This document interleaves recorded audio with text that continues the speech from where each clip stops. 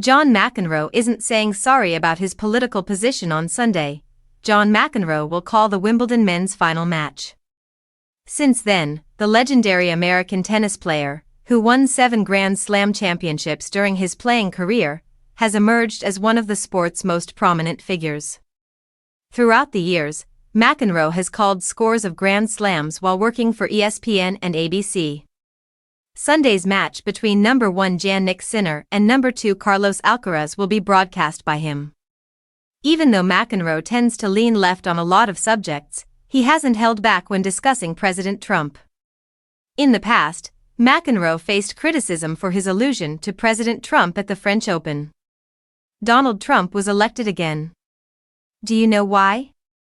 On broadcast, McEnroe said he got into his opponents' heads. His remark went viral on social media right away, and several people were offended by it, venting on X, the old name for Twitter. He was always seen as entitled from the beginning, and I regarded him as nothing more than a pampered idiot. On and off the court, they behaved like a whiny kid, one fan said. No one can persuade me that John McEnroe's remark that Novak's mindset is similar to Trump's was not deliberate and premeditated, another fan commented.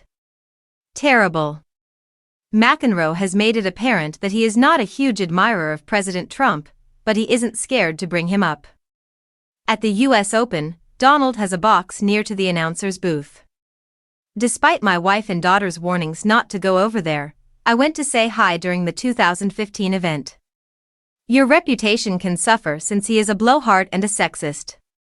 As it turned up, I was shown on TV embracing Donald as if we were long-lost brothers.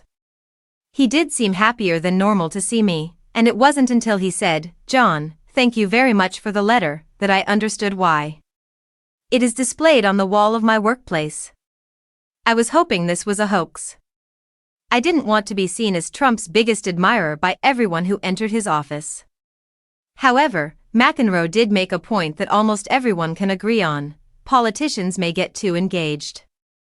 When McEnroe observed, "These politicians are getting in the way too much," Australia is where they did it.